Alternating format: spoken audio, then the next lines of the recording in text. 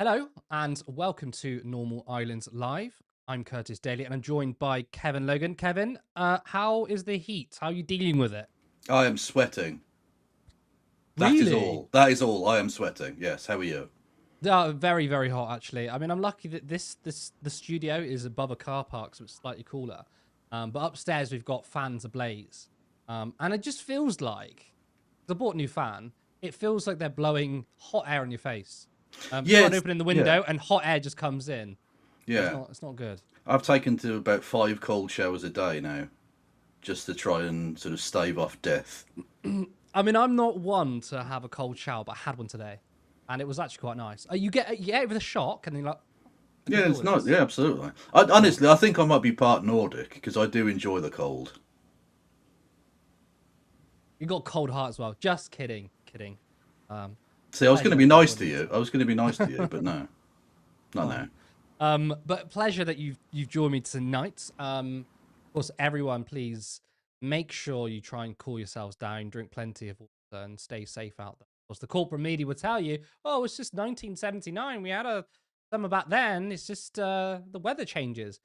Yeah, I mean, we're breaking records already. And before, backstage, we were just saying about how Richard Tice is coined moaning about the weather due to climate change as um, the weak wokeness. Weak wokeness. Um, Now, what we're going to be discussing tonight is three big stories. The first one is, excuse me, Keir Starmer's speech, or the beginning of it, where he attacks the Labour Party, attacks Jeremy Corbyn's leadership, and Jeremy Corbyn responds to that. Our top story, we are going to be talking about Israel and their influence in our political system. And surprisingly, Parliament debated it. However, it was kind of a farce. We'll be looking at a lot of footage from MPs basically saying that, well, there's nothing wrong. There's no influence from Israel. And of course, we'll be talking about Nigel Farage. He's back on the media, and he's been asked about his £5 million donation. He doesn't like to be held accountable. Remember to like the stream and subscribe. Hit the notification bell if you want us to grow, because we are independent media, complete volunteers. Then you can support us by going to turnleftmedia.co.uk/supports. There's a link to our Patreon, or another link to a one-off donation. You can also become a YouTube member for 99p. And please go and follow us on Twitch, twitch.tv. Let's go to our first story. Nigel Farage simply cannot handle scrutiny. After doing a disappearing act, he's decided to come back onto the airways for the 10-year Brexit anniversary. But in doing so, he was asked about his £5 million donation from billionaire Christopher Harborne, and it's safe to say he was completely rattled.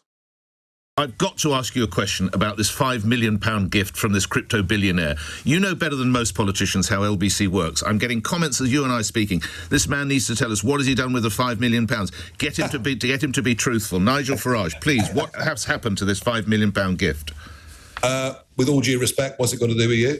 Well, because it speaks to the position you hold in office. Initially, we were told that it was because of your personal security and it would pay for that for the rest of your life. Then apparently It was some kind of reward for campaigning for Brexit.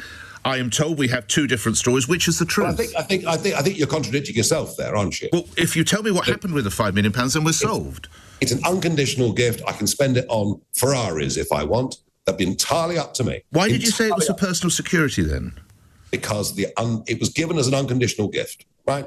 The understanding is, and you know very well, I've been physically more attacked over many years than any other politician. I've been with you when you've been abused. I've seen that. But my listeners want to know, Mr. Farage, how much has been spent? Nick, I can do with it as I want. I can do what I want with it. Well, I can put it on the horses. Yes, you are under review, though, by the Parliamentary Standards Commissioner. Well, and maybe we shouldn't be discussing it in that case. But what I will say to you is, I know that I will need protection until I die. Right. I've no idea how long that will be. None of us do. But I know that it's damned expensive. And I now don't have to worry or even think about that, because repeatedly over the years, when I've asked for help from the state, I've been refused. So it was a reward for personal security? Sorry, Nick, you're confusing two things. One is the money comes in, the other is where it goes, right? I can do with it as I wish, but I know myself what it's for. What's it to do with you? Nothing to do with you. A £5 million bung. I can do whatever I want with it. I mean, to be honest, it's less interesting what he does with the money. What's more interesting is the fact that he was given the money in the first place. And I think there's a lot of journalists have spent far too much time talking about what you're going to spend your money on. Are you going to spend it on security, whatever? It misses the point. But that a billionaire who resides in Thailand gave him £5 million. Now, I find this next clip interesting on Talk TV, more so in regards to Julia Hartley-Brewer. Right, now, you're going to get cross with me, but I'm going to ask you about this. This £5 million that you took as a gift from the crypto millionaire Christopher Harborn, who lives in Thailand. You've described it variously as something that would pay for your security for years because of the huge physical threats that you do face, and I'm very aware of that. You've also talked about it being a reward for all your work on Brexit. Harborn has given, many millions more to the party, which has been declared. You did not declare this money because you said it was a private gift. You weren't in Parliament. You're now being investigated by the Privileges Committee. This is being thrown around on social media, has been hugely damaging to you. Do you regret not declaring that money? No. Why not? Because it's a purely private matter. It had nothing to do with politics whatsoever. I don't believe the rules in any way suggested that I should. So I didn't. And it wasn't a donation, it was a gift. It was unconditional gift. All right? Now, as for his motives for doing that, well, I think he thought that maybe having given up a quarter of a century of my life, given up a good career in the City of London, faced all the abuse, perhaps he thought I deserved it. But that's irrelevant. It was an unconditional gift. So whether, and I made it very clear that I will need to have protection until the day I die, whenever that is, and none of us, of course, quite know the answer to that, and that would be its primary purpose. But frankly, I can do with the money as I wish. It is with the Standards Commissioner. I believe, having looked very carefully with lawyers, at the rule book, that I'm in the right. Most people think of a gift as, I don't know, a bottle of champagne, a box of chocolates, not £5 million. Do you understand why most of us find it absolutely impossible to believe that someone who lives on the other side of the world, no matter how much he loves Brexit, and I don't think anyone loves it more than you and me, that they would go, you know what, Nige, love you, here's £5 million, no strings attached. Do you understand why that, frankly, is not believable? I think you'll find he voted in Hampshire, so I think you'll find that's where home, actually. But whatever. Yeah, they may well do. And people inherit vast sums of money, and all sorts of things happen in life. He voted in Hampshire. I mean, look, Christopher Harborn lives in Thailand, and he's been there for 2 decades. He hasn't just nipped over there where he resides, which is quite funny because I feel like if it was anybody else, he'd be like, he shouldn't be voting here. He lives in another country. We should care about our borders. Suddenly borders don't really matter, does it? Capital, the flight of capital, and ease of capital go through our borders is not a concern much. But I feel like her bias was on display because, she began the interview almost apologizing. Well, I know you're going to be cross with me, so, I've got to ask you this question. You're a journalist. But of course, Talk TV is just reform media, just like GB News, right? But as the interview went on, you could see Farage was getting visibly irritated. He's not your dad. You didn't inherit it. People inherit money. He's a crypto billionaire living on the other side of the planet, and he gave you... But again, you talked about, you said this is an unconditional gift. Yeah. Is it a gift, a reward, or is it for your security? Because no, it's an unconditional gift. I can spend it on Ferraris if I wish to, all right? Are you spending it on Ferraris, or are you spending it on your security? None of your business. The thing is, when politicians get freebies, Even if it's before they're politician, the rules are very clear that if it's before a year, up to a year before you become elected as an MP, and I do accept that at the time that you were given this gift, you were not an MP and you were not planning to return at that time. I'd had conversations with people in Reform around that time. Nevertheless, the rules state that you should declare that money. No, because, but did you think that Keir Starmer should have declared his free suits from Lord Daly? Well, they were political. How is the him. suit political and £5 million, more money than most people would ever think of or ever earn in or enjoy in their lives? How can that not be political? By the way, this is a hugely successful British business. Good for him. All right, which is a good thing. Yes, good for him. Yeah. Julia, it's a private thing. It wasn't a political donation. If you read the rules carefully, I've done absolutely nothing wrong. Then why is there a Standards and Privileges Committee investigation into you? Well, and why has this done so much damage? Because it has to you, and it has to the London media class. But it didn't no, really... I don't think that's fair. When I first heard, I don't think I am typical of that class, and I understand your security needs. I think you know now that it was a mistake not to declare that money. No, I don't. And I spoke to hundreds of people in Makerfield, walking up and down streets over 4 days of campaigning, and only one person raised it as an issue. Only one person raised it as an issue. Are you cooperating fully with the committee? Of course, but there isn't much to say. Wouldn't it be easier? Declare it, show the receipts for what you've spent it on for security. Round-the-clock security costs an absolute fortune, hundreds of thousands of pounds. Job done. This is an unconditional gift, all right? And I was reported, as the local elections came up, for the chairman of the Conservative Party, they were terrified of what we might do. And of course, we did wipe out the Conservatives in Essex and places like that. They were terrified of it. They tried to make it political.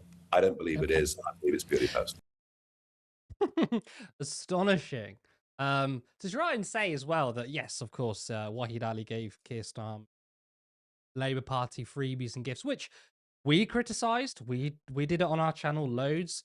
The right-wing media, Reform politicians, they lost their minds, right? And again, it's wrong, but he was given clothing. He's saying, well, that's political. But this £5 million donation, that's not political. It's all political, Nige. It's all political, right? Even if you're a billionaire, £5 million is still a lot of money to you. You're not just going to give someone £5 million for absolutely nothing. Now, Farage is actually right about one thing. Brewer is very much part of the London media class. But he says it as if he's also not part of the establishment. Kevin, do you think Farage wasn't expecting these questions, hoping the media would have just moved on? Yeah, I think he was hoping that was the case. I think he was desperately hoping that they'd moved on from this because he knows there's no real defence of this. But of course, much like his daddy across the pond, he knows he can't apologise for anything. He knows that to step back in any way whatsoever is against the plan. You never apologise, you never concede anything, even if you say, for instance, I don't know, start a war and then lose it having declared victory 4 fucking times. Anyway, yeah, he's kind of genuinely sort of pathetic to see him squirm like that, but it's good that finally, after only 25 years of him affecting British politics, all of a sudden now they are giving him some level of scrutiny, which is nice. There are so many weird little elements to this story. Firstly, look, it is everyone else's business, even if the letter of the law wasn't technically broken. You're looking to become Prime Minister. You have to hold yourself to a higher standard than that. I'm sorry, you just do. You want to be a servant of the people, you'd better actually be open with the people, is the way I look at it. Look at the last person who didn't do that, and it was Keir Starmer. And look where he's ending up. We'll get to that later. Yeah, he will undoubtedly need security for the rest of his life. So let's hope that's not for very long then, And... yeah, he's the truly disgusting part of this, though, of course, besides that joke, I suppose, is that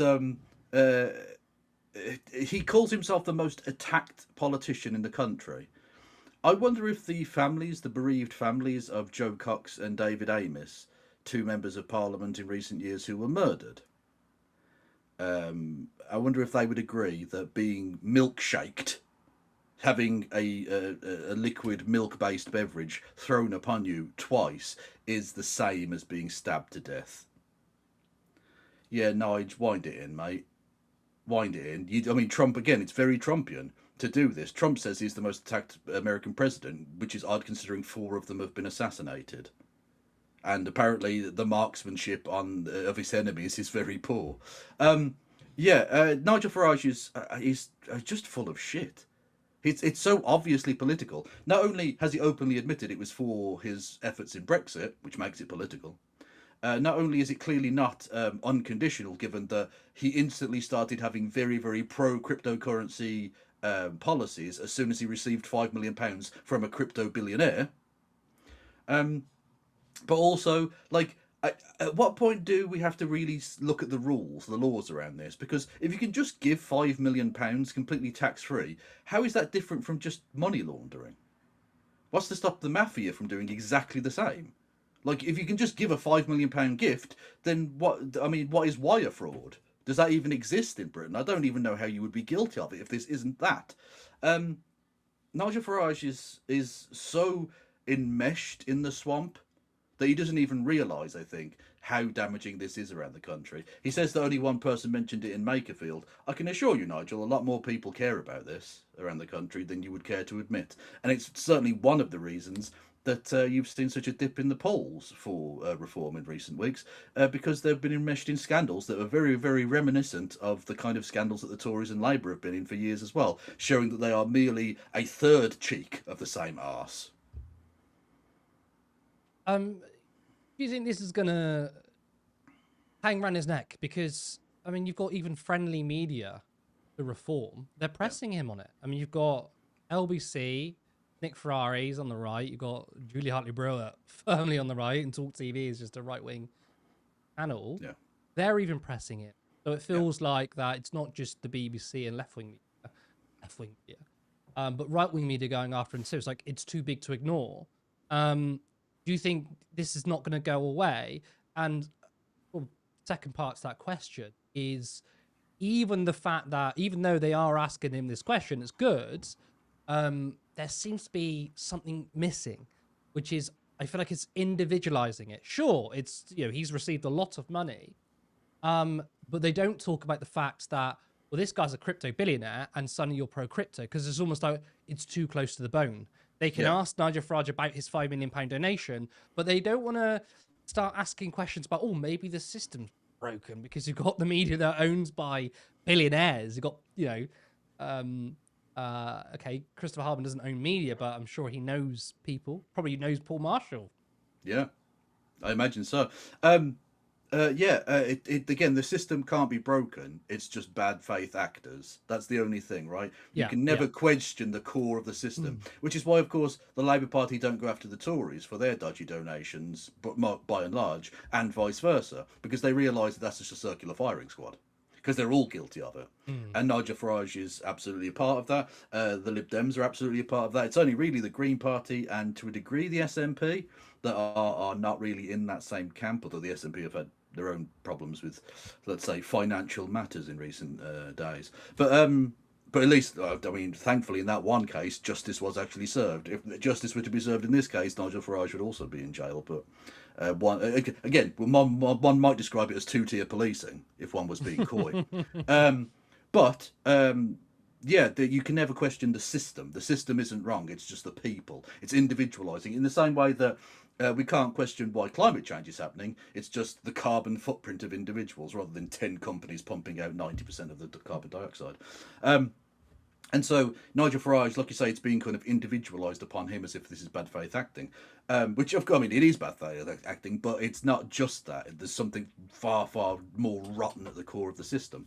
But like you say, the fact that the right-wing media are doing this, and the fact that, like, true believers like Julia Hartley-Brewer, who is like a Nigel Farage fanboy, is coming out and essentially trying to coach him through it by saying, can you see why people would not think that was believable? Yeah, you can see the so basically, underneath it. You can basically, she was saying, this is bullshit. Stop defending bullshit. It's look, it's difficult to do propaganda on behalf of you, Nigel, if you carry on talking bullshit that people can see through. Because again, a gift, as she says, is a box of chocolates, a bottle of wine, something like that. Not £5 million.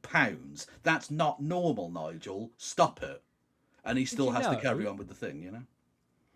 You know, like if you work in, I don't know if it's the same for all companies, but certain like retail company, you're not even allowed to give a bottle of champagne. Technically, you're not like, you have to declare something as cheap as that. Yeah, that's crazy. Right? Obviously, I think that just goes too far. Yeah. But in you know, companies like where everyday people work, right? You can't do that because they could say you're coercing, or a customer gives you some beer because the bosses are worried that you're giving discount back. They're like, society's more stringent on that than a billionaire giving money. Yeah, absolutely. Look, in Parliament, they have this weird thing where if you just say that you have a conflict of interest, it goes away. It goes away. Yeah. It does. Look, it doesn't actually. You still have that conflict of interest, but because you've stated it, it means you can't be touched for it, even though you're still allowed to vote on the piece of legislation that the person might have given you money to vote on. Or you might have asked a question in Parliament specifically because someone has given you money, or in the case of certain DUP members of Parliament, because they were given free holidays by the government of Sri Lanka. Yeah, I haven't fucking forgotten. Nothing happened to him, though, because, again, the system is just rank and corrupt to its very core. And we need a clean brush to sweep through it, frankly, and Nigel Farage is not that. And if anything shows that, it's the fact that, as you pointed out, he reappeared on the 10th anniversary of Brexit, another scandalous piece of sabotage done by Nigel Farage. That's another convincing rhyme, but there we go. By Nigel Farage on the country that has caused years and years of turmoil and suffering and financial and cultural, social, political damage. And yet he is being held up as the future Prime Minister. And I mean, I can't help but feel we live on the most normal island there has ever been. Was it sabotage from Farage? Yeah. Sabotage from Farage. I went a bit Beastie Boys with it, yeah. Yeah. As Trump says, drain the swamp. We need to drain the swamp. Although it's very interesting that he is not only not drained a swamp, he's literally installed one in the reflecting pool of the Lincoln Exactly. Memorial. And he's putting fences up. Yeah, you Although, can get arrested just by looking at it. This, like, it's beyond satire. You know, that this is completely a side tangent. But you know the company that I mean, the owner of the company gave, was it $1.5 million to Trump or something, and then got this contract? That company is called Greenwater. Is it actually? It's actually called Greenwater. That almost feels like divine justice. Like, really justice. They're taking the piss now, right? They have to be taking. They know they're taking the piss. Yeah. Okay, let's move on. Let's go on to our top story tonight. It's up one. Now, on Monday, MPs debated in Parliament a petition which called public inquiry into pro-Israel influence on politics after it reached 118,000 signatures. What transpired wasn't a debate, but an Israeli love fest, with participating MPs calling the petition, and you guessed it, anti-Semitic.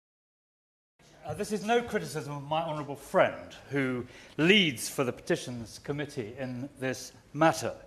But am I alone in feeling distinctly uneasy about this debate? Why is Israel singled out in this way? Why not Gulf countries, Iran, Eastern Europe, or the USA?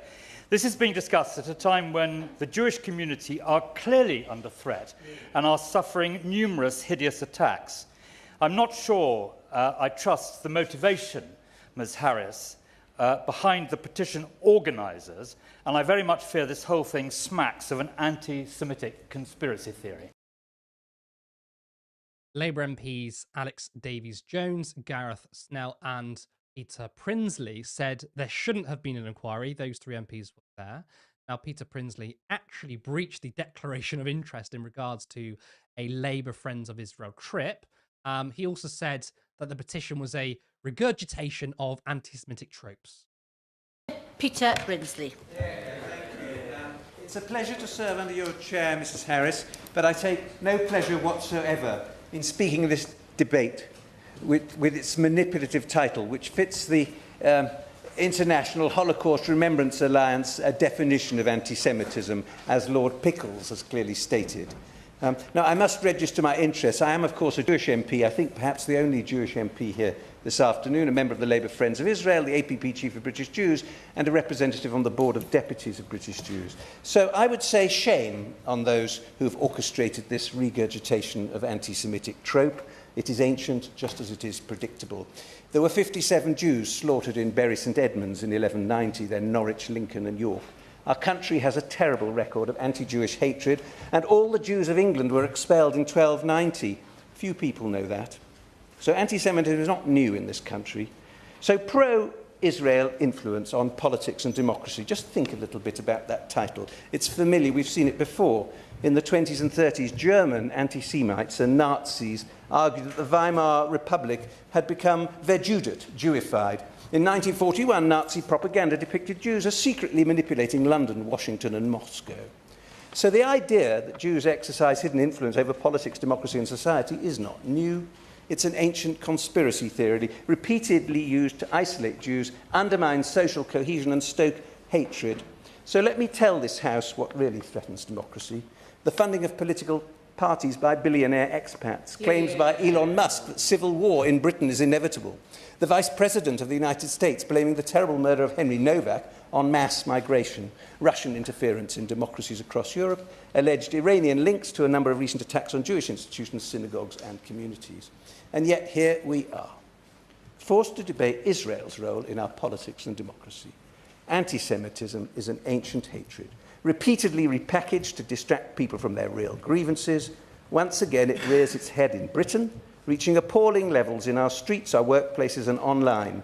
And this debate is making those divisions worse. The terrible conflict in the Middle East is no justification for this. Citizens of conscience march with genuine and heartfelt sense of outrage at the war, and I respect that. But there are those who seek to intimidate. Just try being a law-abiding Jew on a British town centre on a Saturday afternoon. Too many Jews, citizens' public spaces are not safe. So, let us come to our senses. We must reject anti-Semitism in all its forms, reject conspiracy theory dressed up as political analysis, and defend a politics based on evidence, decency and truth.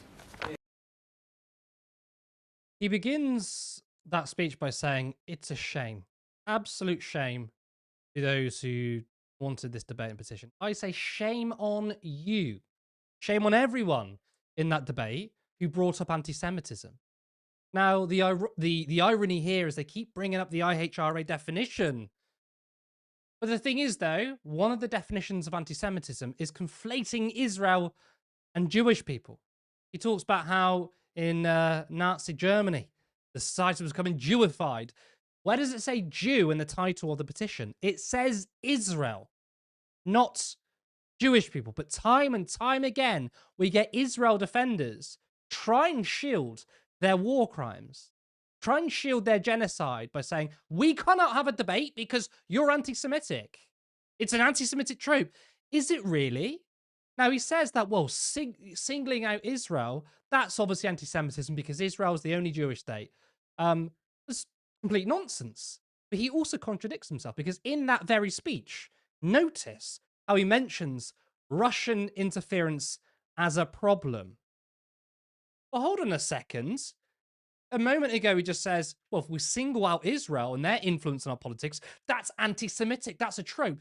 But by the way, Russian interference is bad. So are you racist against Russians then? Is that what you're saying? You hate all Russians? Of course not. That would be preposterous. And there is obviously Russian influence. Just like there is many states worldwide because states want to lobby for their own power. It just so happens, though, that Israel has our political system in the bind. It's just true. But he contradicts himself. Now, guess who else was at the debate? That's right, Richard Tice. This motion is anti-Semitic in its very motivation, in its core, and as such, we should utterly reject it. And people have spoken brilliantly and passionately about that. But I think we can actually turn that terrible negative into a positive because it asks us to talk about the influence of Israel on, for example, democracy. Well, democracies thrive when our citizens are healthy. And so maybe we should celebrate the incredible brilliance and influence that Israeli scientists and entrepreneurs and people specialising in medical research, in AI applications, the work that they do, the innovation that those people create, whether they be in the State of Israel or whether they be living somewhere else, such as in London, has an incredibly positive influence on the success and health, Madam Chair, of all of us. And I think, actually, because of that success and that brilliance, I think we should be saying, we want more of it. I want more innovation.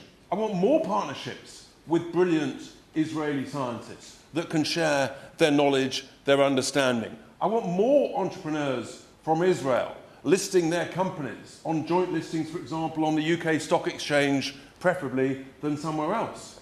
I want more AI experts from Israel sharing that best practice, sharing that knowledge for the benefit of all of us.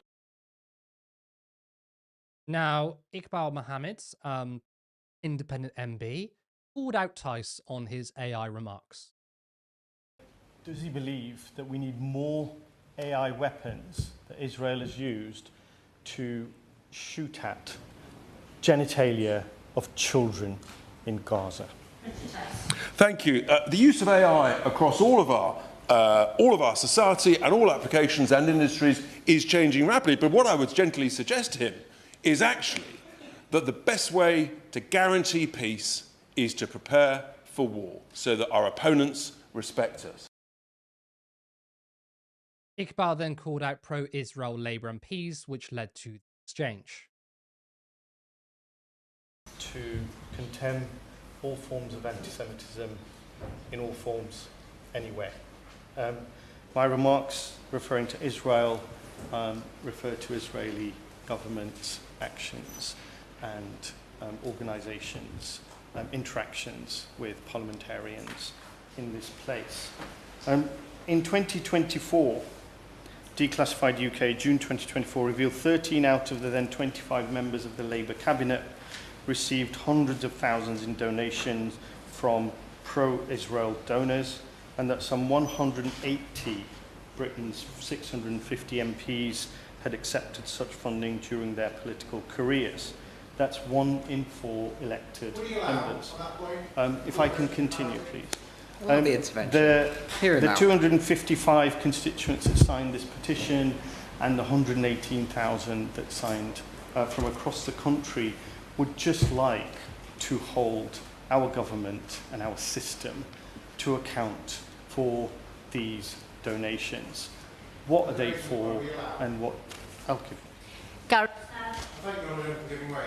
He made the big claim about from pro-Israeli donors. Could he just clarify what he actually means by that? Does he have a particular definition about what that actually means in terms of who those donors were and the purpose that he believes that money was given? Iqbal Mohammed. Thank you. I thank my honourable friend for his intervention.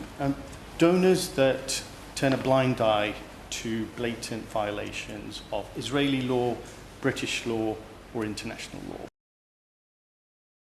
I love how Iqbal Mohammed just very delicately and quietly came out with facts, reason. You know, people in the debate room were putting their minds over that.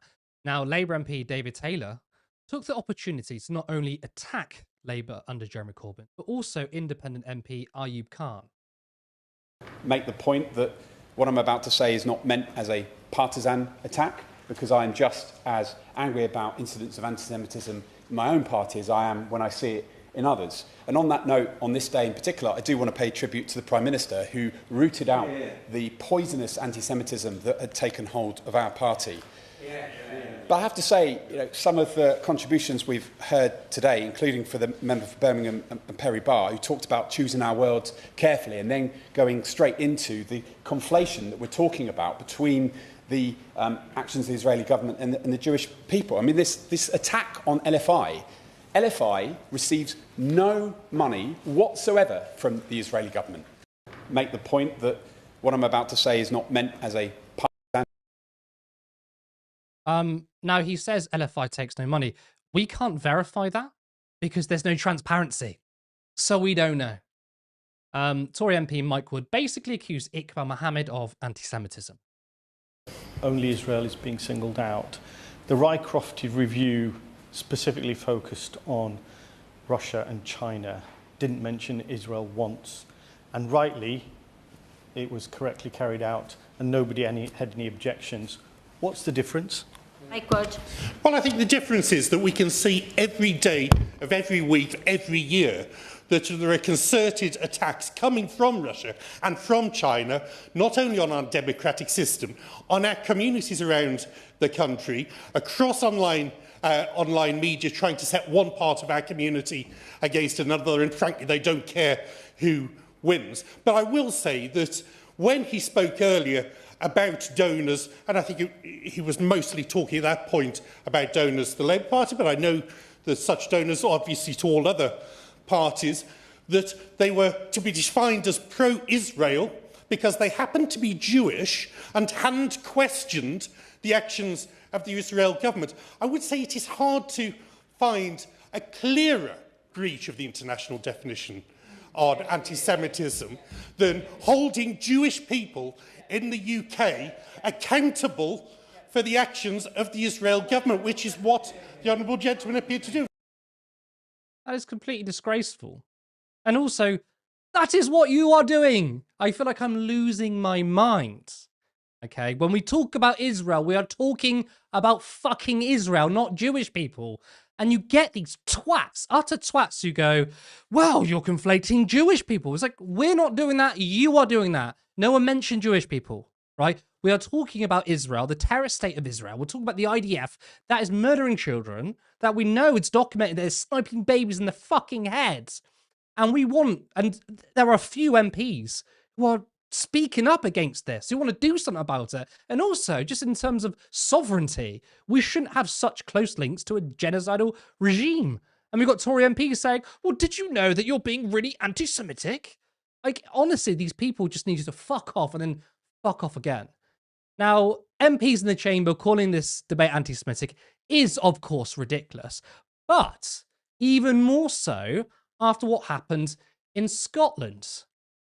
So France's cybersecurity has accused an Israeli tech firm called Blackcore of interfering in Scottish elections, specifically targeting John Swinney.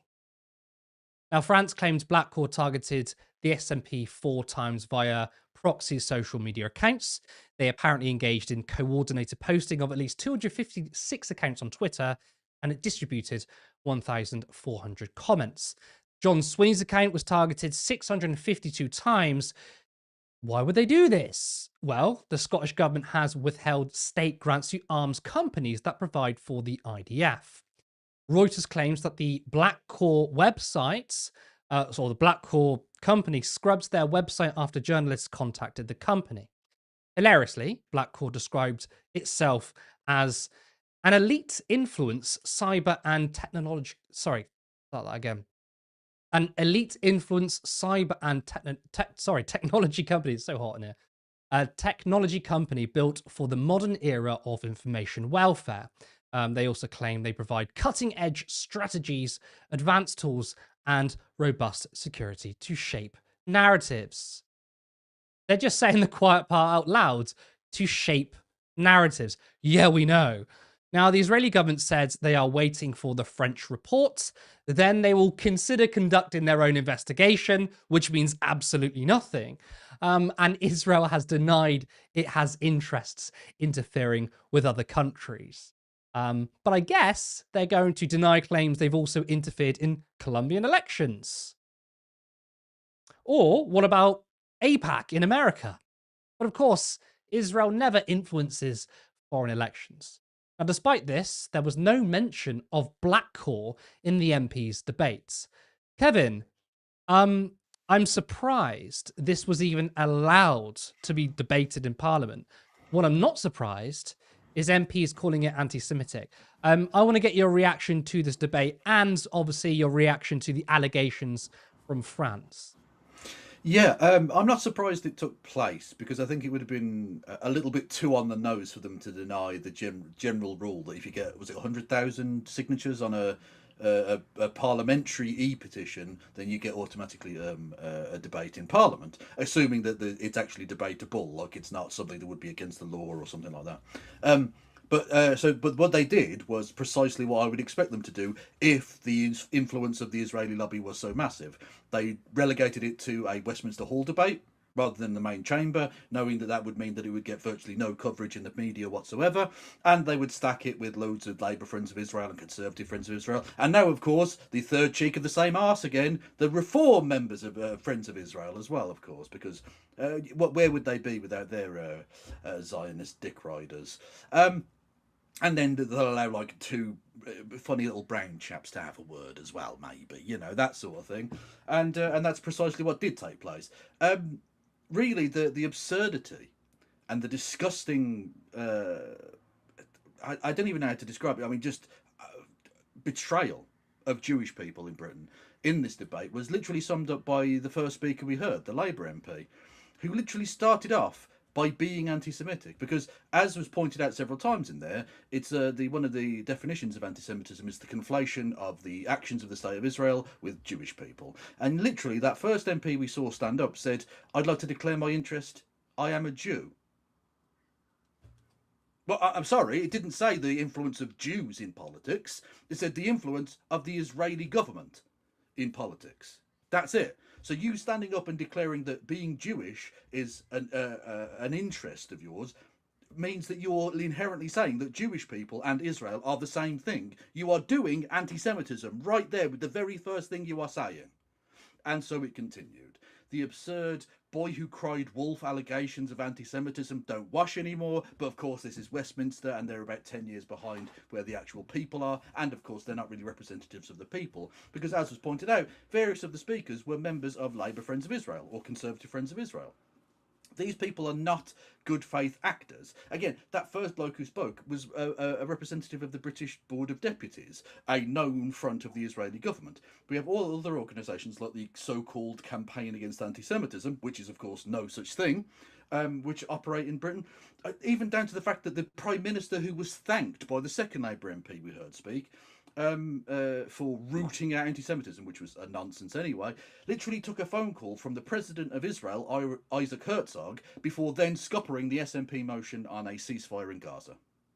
We literally have Israeli representatives ringing up leaders of the opposition to get members of parliament to be shut down.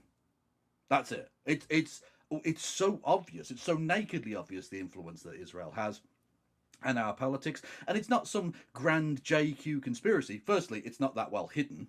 Like the secret protocols of the learned elders of Zion at least was a secret meeting. This isn't a secret meeting. These people are pretty open and honest about what they're about, really, in many cases. We saw from the Labour files exactly the way in which these people operate. This is a clandestine thing in some respects, but like you say with AIPAC, that again, they hold big national committees. Everyone knows exactly what they're about. They will target specifically anyone who is anti-Israel. They're not looking to control foreign countries in any other way. They're not trying to, control transport policy. They just want governments to be as friendly as possible to Israel. That's the entirety of their existence. That's what they are there to do.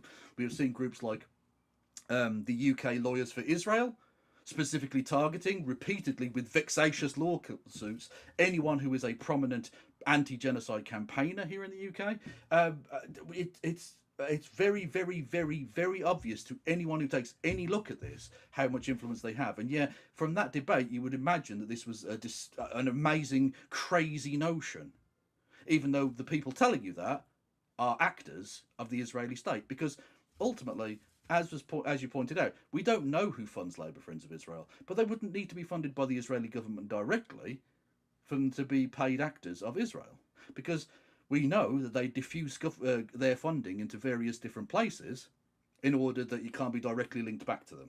So they'll set up a slush fund of sorts in different companies that they can then invest in political projects or infrastructure projects or whatever, or indeed pay spies that we know exist in all of these countries. And so it can't be linked directly back to the Israeli government. So they can plausibly say, we don't receive a penny from the Israeli government. And that may well be true. That doesn't mean they're not paid shills, because that's exactly what they are. Well, I mean, that's their evidence to say, well, there's no evidence. We don't take any money from the Israeli state. It's like, yes, because you can't take donations from a foreign state. That's illegal. But technically, you're a traitor if you do that. Yeah. So of course, they're not going to take direct funds from Israel. And a lot of us aren't really suggesting that. We're saying, though, that their power and influence, and yes, money it makes its way to these people, not directly through the state, but it's not just funds. It's the fact that ultimately, I think, even just one phone call can convince you to be pro-Israel. As you mentioned about Keir Starmer before the SNP motion, it was their opposition day and Labour usurped it to water it down.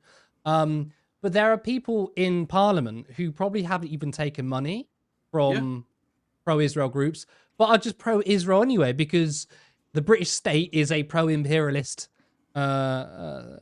endeavor, and so is Israel. I mean, they just have common interests. So there's also that too. But ultimately, though, the crazy thing here, though, is that we hear these same people bang on about Russia. And again, I'm not saying that Russia isn't a problem, but they bang on about Russia, and they specifically say it's Russia, are saying, well, you can't uniquely call out Israel. Oh, if you want to talk about connections to Israel, what we should be doing is inquiring all foreign powers, right?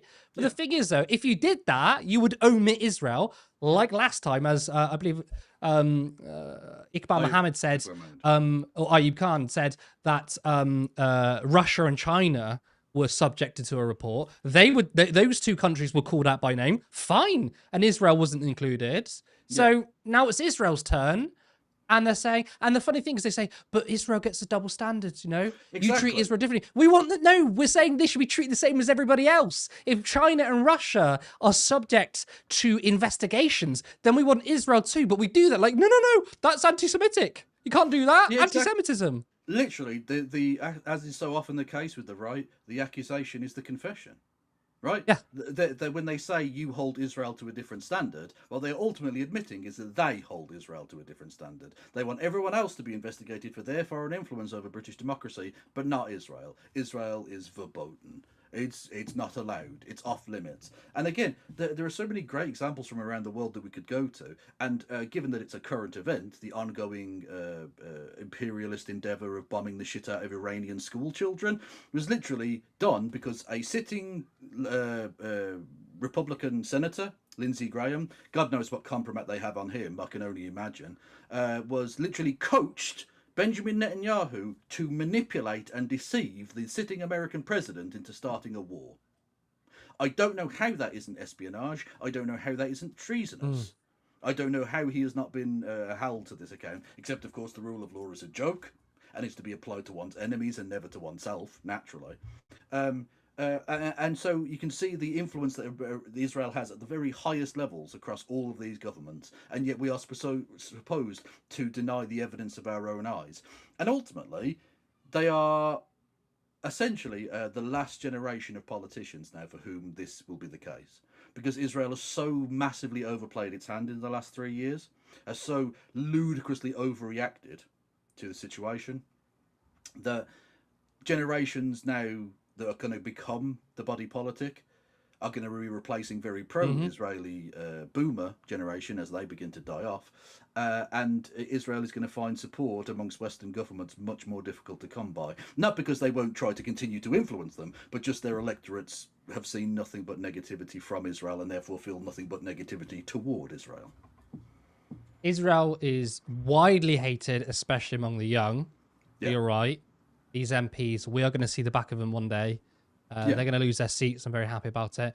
We're gonna move on and get into our final story because it's coming to 8:30. But you know what I'm going to say before we move on? It's 2026, and we really want this year to be big for Turn Left.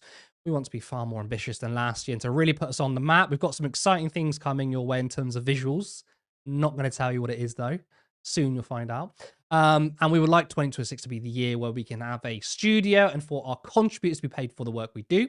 Your support over the years has been amazing, and we're ready to take this to the next level. We rely on small donations. So if you want to be part of a media organization that seeks to destroy the oligarchs, then please head over to turnleftmedia.co.uk/support. There you can support us monthly on Patreon, or there is another link for a one-time contribution. You can also become a YouTube member for 99p and check us out on Twitch. Get us that Bezos money. We're going to take the oligarchs' money and we're going to screw them over by going to twitch.tv/turnleftmedia. Of course, also this weekend, we will be at the Media Democracy Festival. It's hosted at the University of Westminster.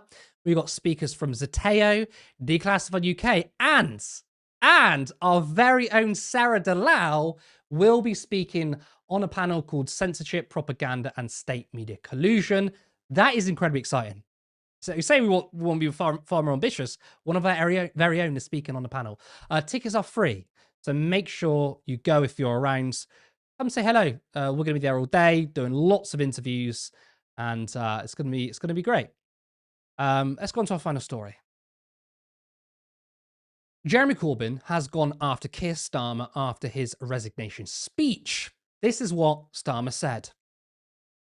6 years ago, I inherited a Labour Party that was politically, financially, and morally bankrupt.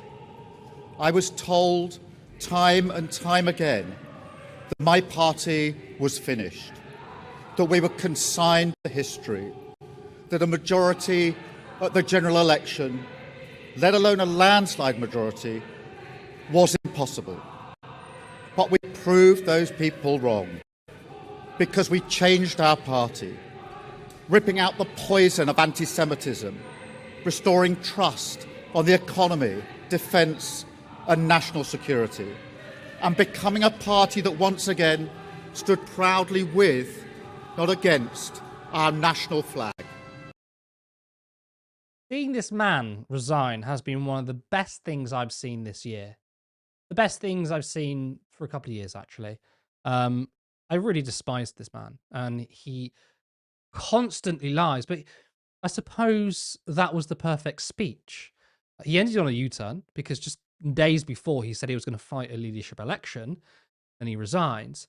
He also ended his speech on lies, because this man is a serial, if not pathological, liar. When he stood for Labour leadership, he was going to take the Jeremy Corbyn manifesto 2017 and he was going to run with it. He had his 10 pledges: nationalisation, scrapping university tuition fees, a ethical foreign policy, like siding with a genocide. And he scrapped it almost immediately. People around him knew he was lying. He was lying to the membership just to get elected. And of course, at the end there, he said, you know what? The Labour Party under Jeremy Corbyn, he doesn't name her, but that's who he means, was morally bankrupt. But Jeremy Corbyn clapped back and he called it an insult. I was extremely angry about it. I was proud to be elected and to lead the Labour Party, elected twice to lead it, proud of the policies we developed, all of which were endorsed by Keir Starmer. And when I stepped down from leader of the Labour Party, the party had funds, had 600,000 members, and it had policies that were actually individually very popular across the country about social redistribution, so on. The idea it's morally bankrupt is a really disgraceful comment to make. Keir Starmer, when he became Labour leader, seemed to go along with quite a few of the policies that you had championed. When did you realise that he was going in a very radically different direction?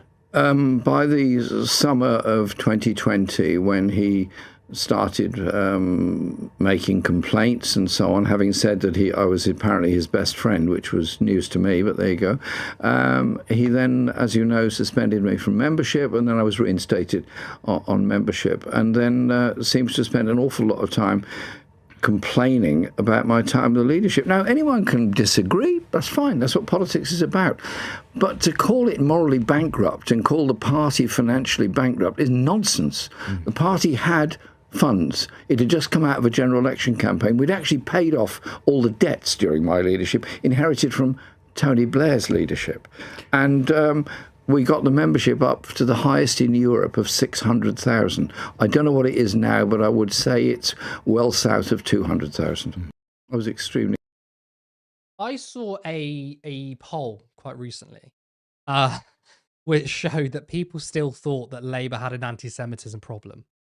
I'm just thinking to Keir Starmer, to Morgan McSweeney, those around him, all those that usurped the Corbyn leadership and attacked the left, was it worth it to kick out the social backbone of the Labour Party, by the way, to sack people like Sam Tarry for standing on a picket line, to kick out Jeremy Corbyn, who's been in the party longer than some people have even been alive, and to give up all of its principles just for the Labour Party to get elected on a loveless landside, for the Prime Minister to resign halfway through, and for people to still think the Labour have an anti-Semitism problem.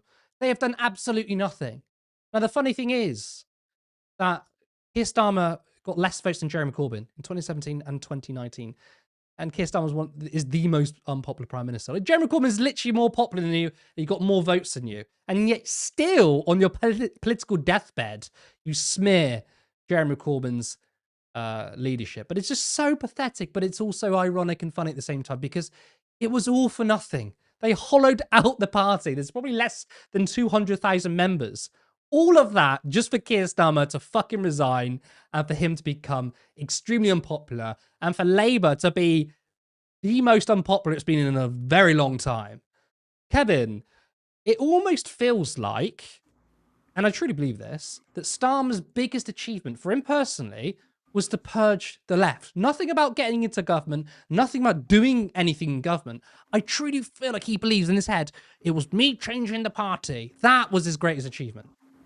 Yeah, I mean, really, it is. It's the only thing he's done successfully.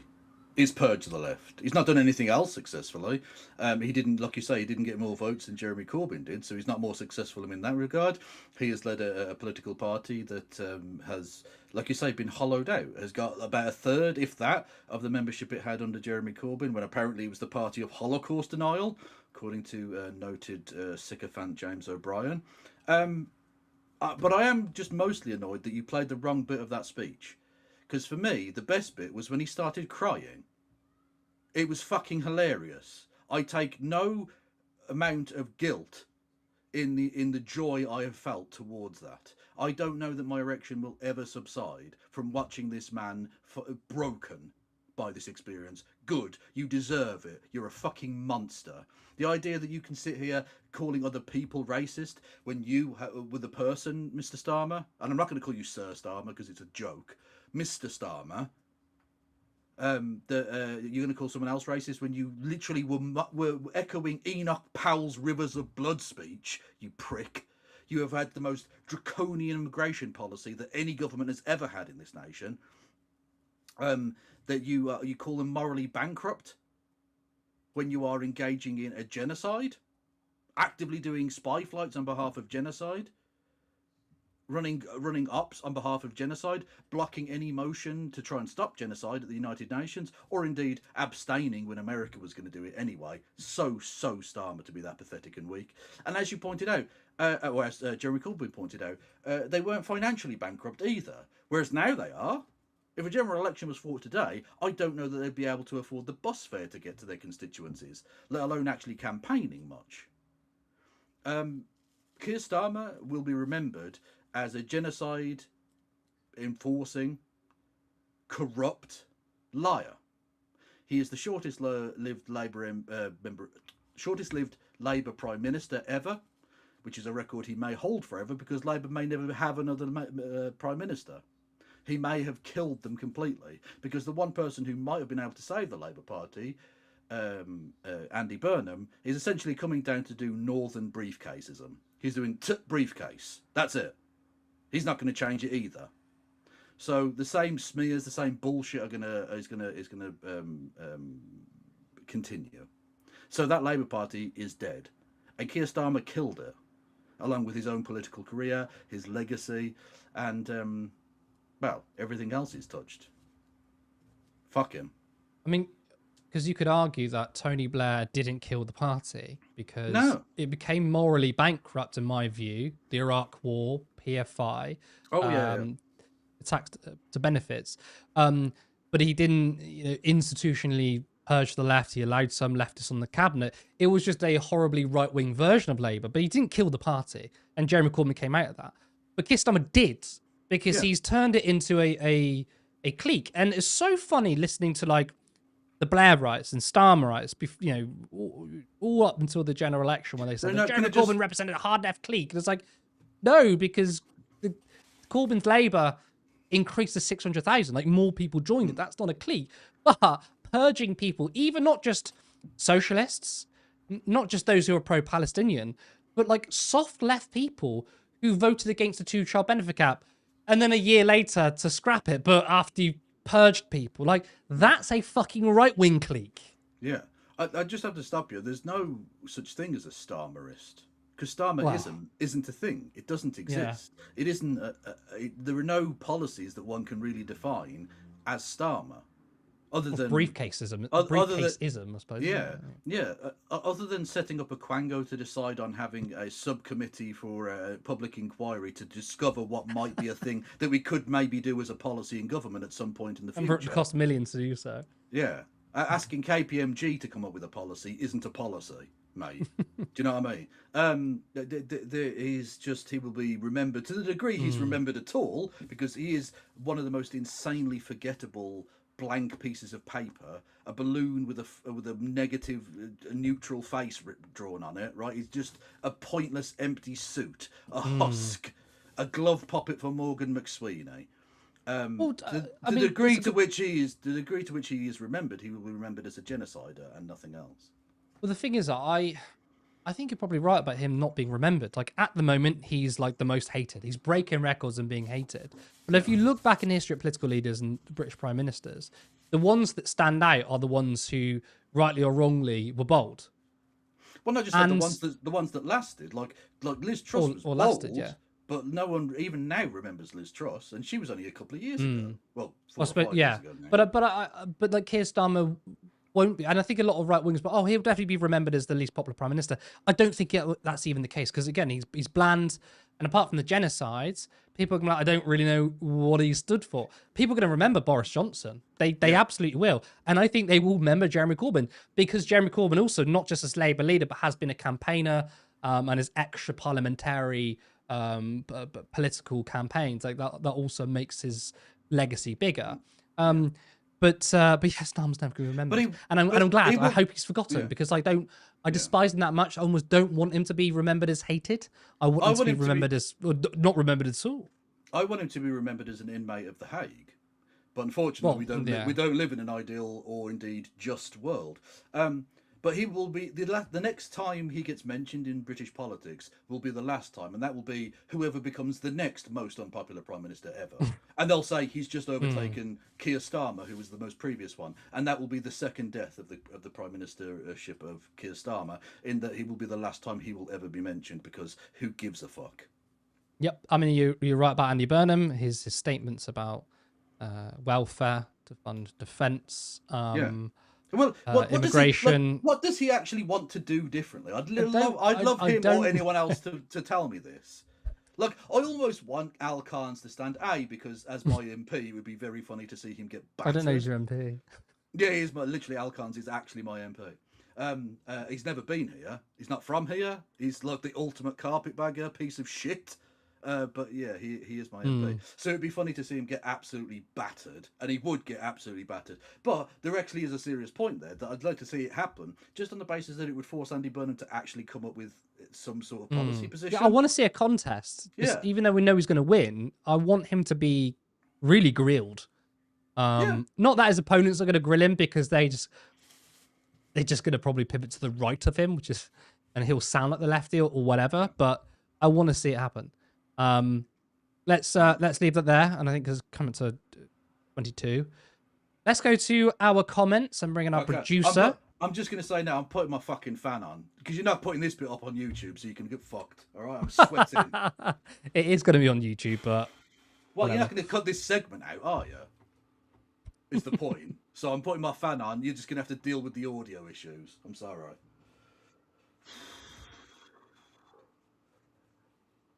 Well, we are leftists, so it would be only fitting, yeah.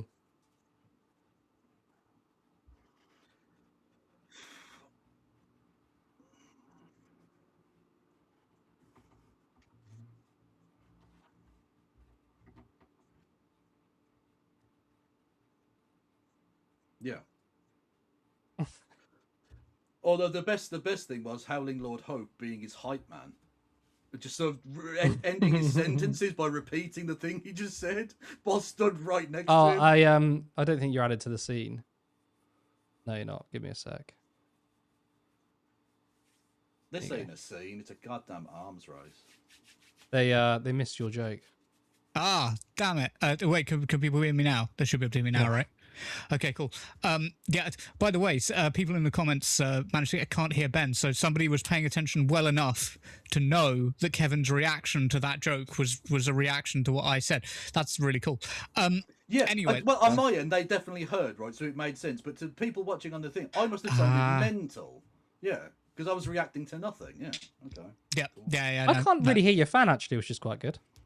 Okay, I'll put it next to my fucking mic for you. There you go. That's great. There you go. Perfect.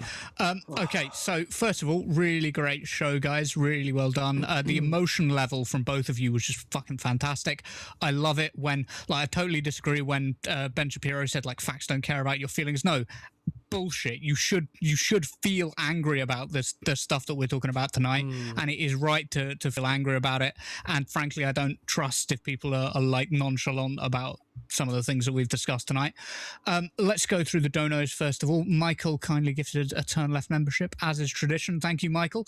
And James Holmes donated £2 and said somehow Jeremy Beadle has returned. Brutal. No, I'm just going to say, I like that joke. So, shut up. Yeah, sure. Yeah, you play it. That's it. Don't. It looks like he really likes it. I do. I love that joke. You should do it more. Definitely. So, Katie Marshall kindly gifted 10 left memberships. Thank you, Katie. And go and say hello to Katie on her own stream. And what do we have? We have, not really, Rachel Atwood donated $2 and said he'd have celebrated German science in the 40s too.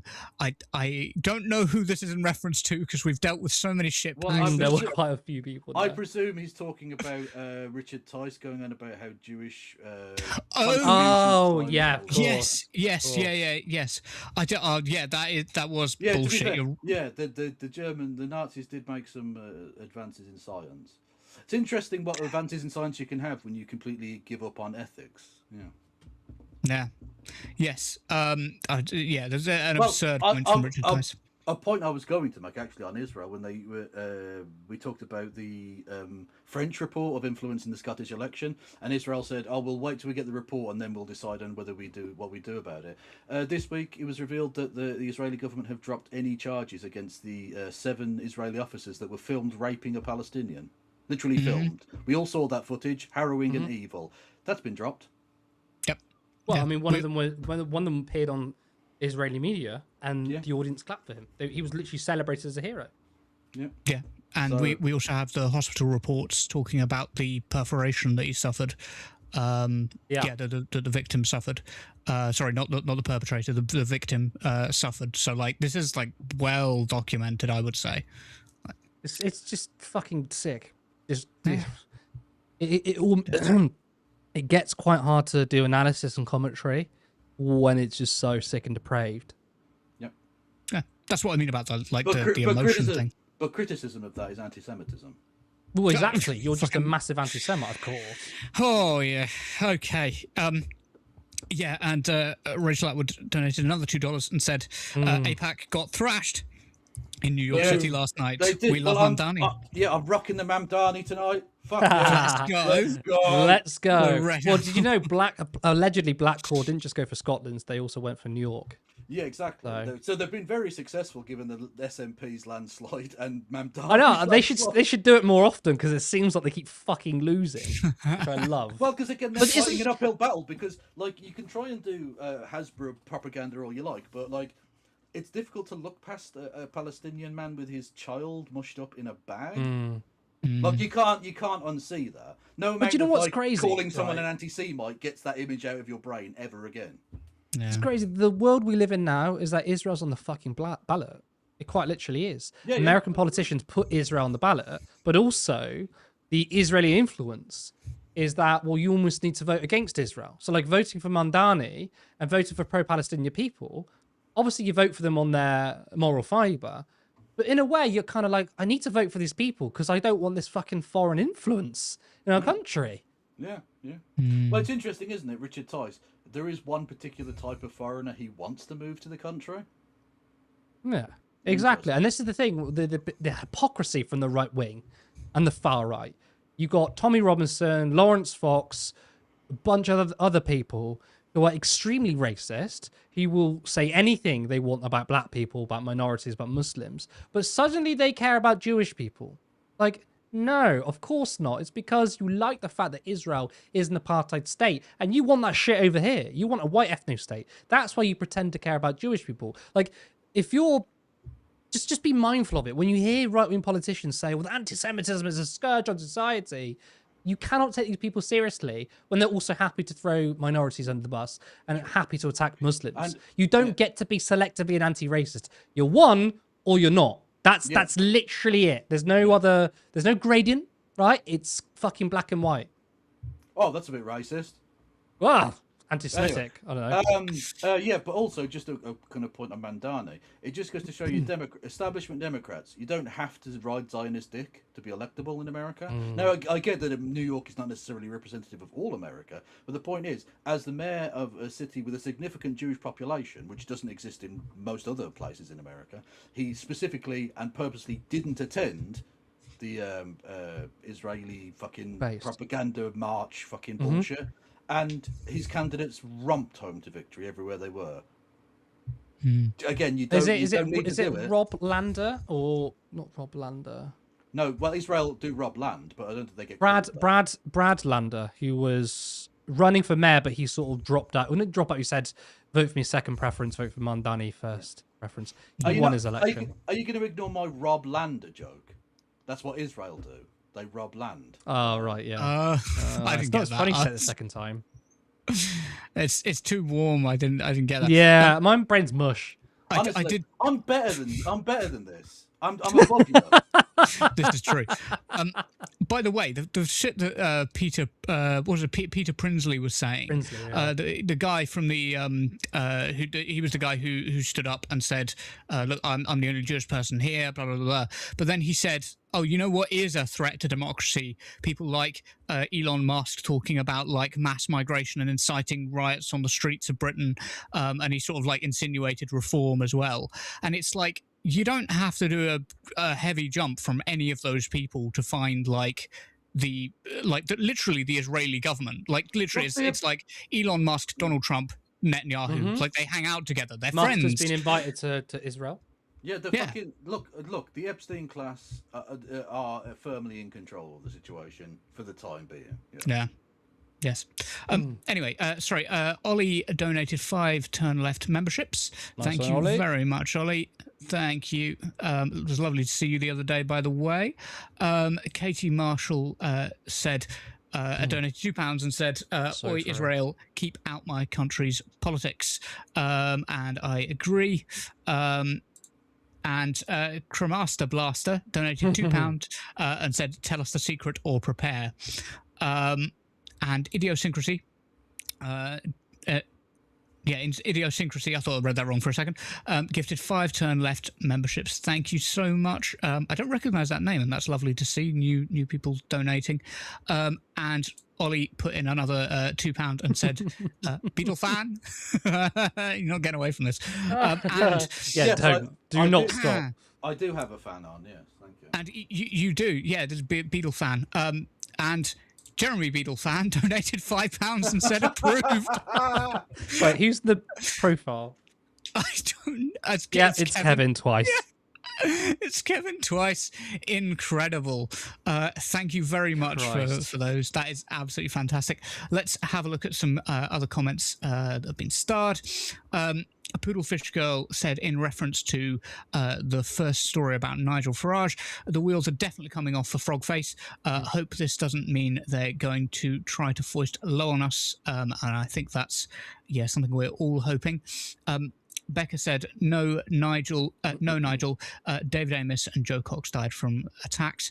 Diane Abbott is the most abused. Nigel is a crying, whinging little Mardy frog with no morals or integrity. I think that's well, you say that, probably... You say that, Becca, but yep. Do we know whether he's lactose intolerant or not? Because that could have been a very dangerous milkshake. Oh, my God. Yeah, and Judge Buzzy rightly pointed out that it seems like he's not so against government handouts when it's for him, obviously, for his quote-unquote security. I do want to say... Oh, go on. I was going to say that he keeps claiming that, I have to take £5 million for security because the state won't give me security.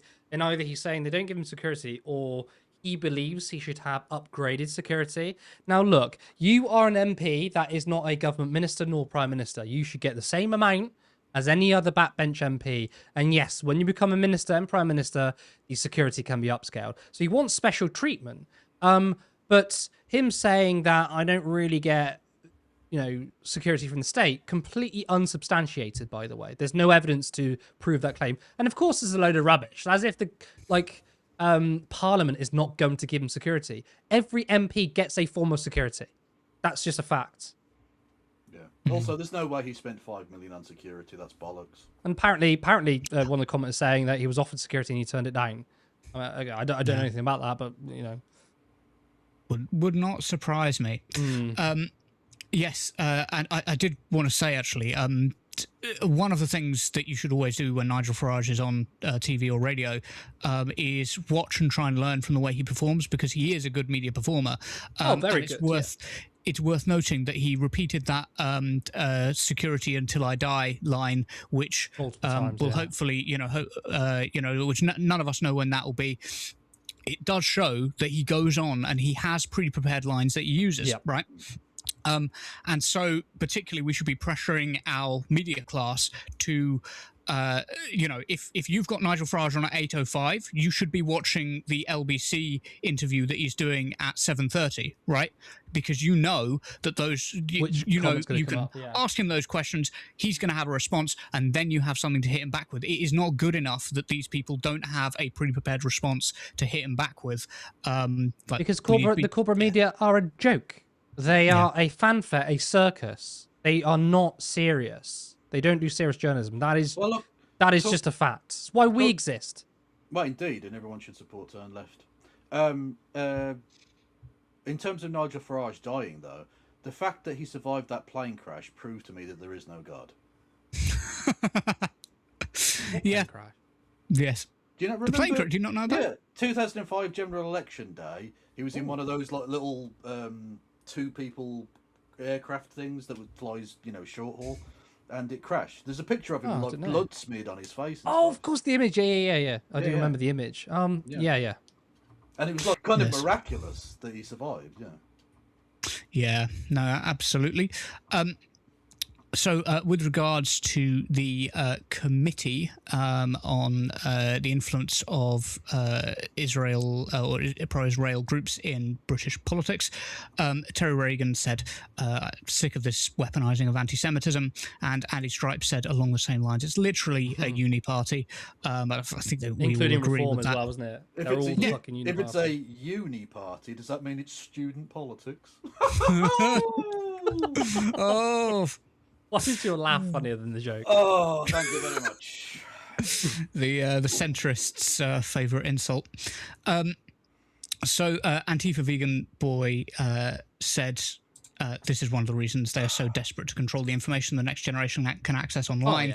And Reform pushing for revisionist patriotic curriculum so that, of course, the young don't question them. I also thought, by the way, that the comment that Mike Wood made, I don't know if you remember it, was really strange because it was the comment was made, first of all, Russia and what other country was it? I've forgotten. Russia and China were... Russia and China were investigated and Israel wasn't, or included in this report, and Israel weren't.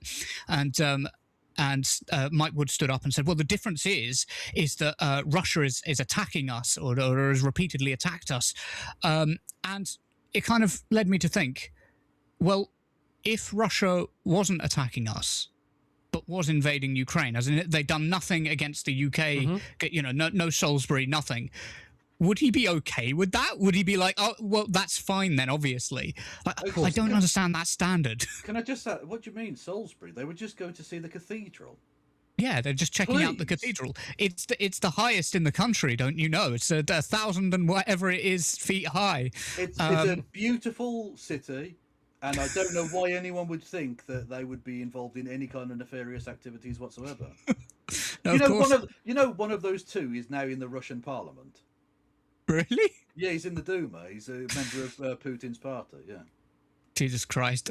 Okay. So just to show you, like, we talk about the corruption here. There's plenty of corruption to go around, lads. It's an international affair. That's very true.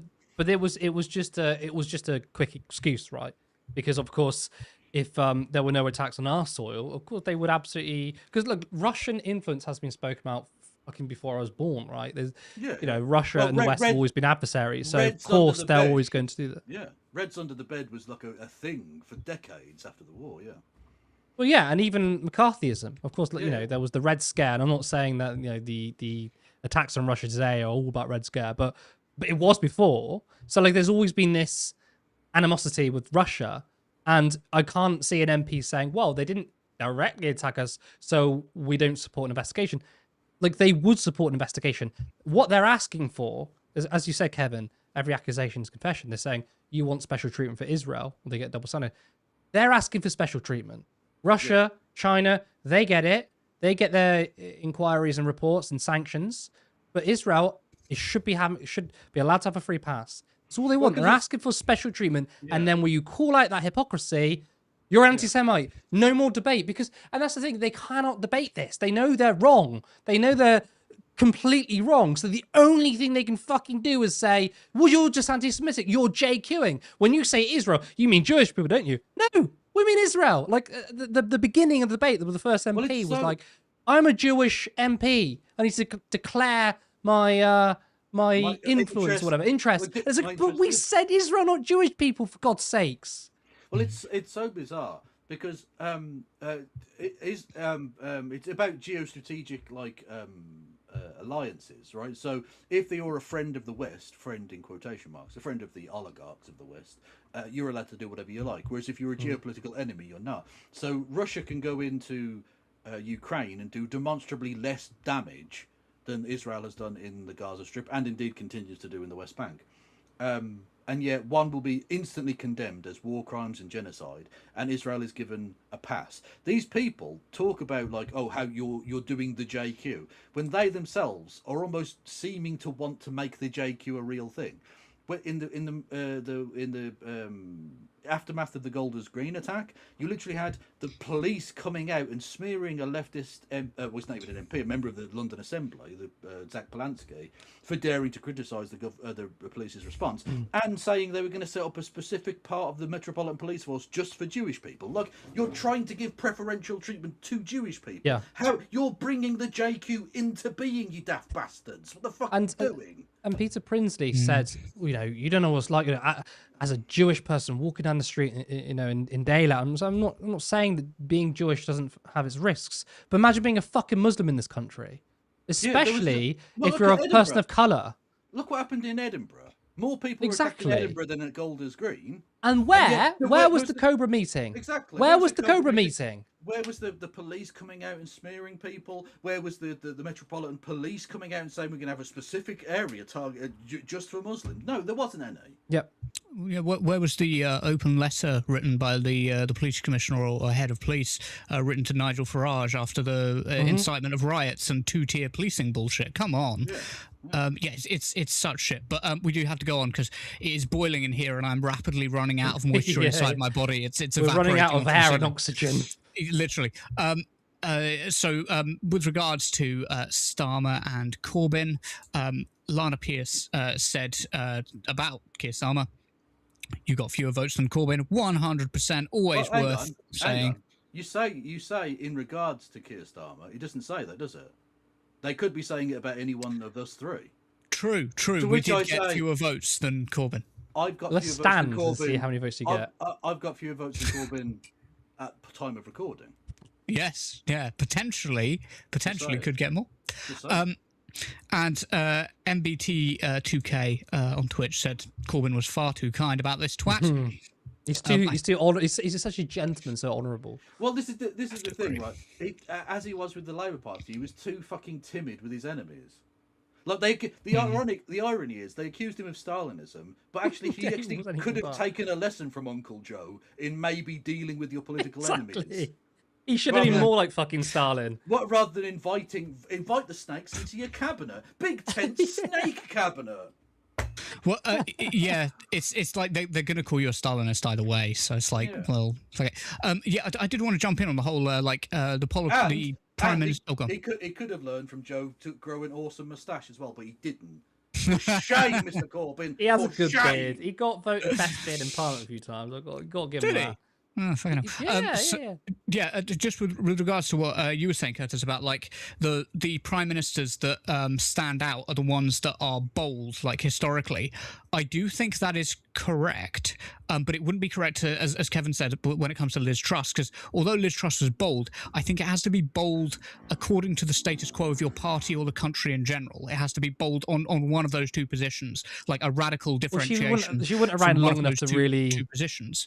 Yeah, and I wouldn't consider her bold true. Anyway, though. But her economic agenda was not particularly bold compared to the current run of the country. I just want to give some examples. So, for example, like the Liberal government of 2011, I've written down 2011. I didn't mean that. 1911, with like the first sort of welfare reforms that brought in like an early state pension, national insurance. That was all a shift. You're a nerd, Kevin. That was all a shift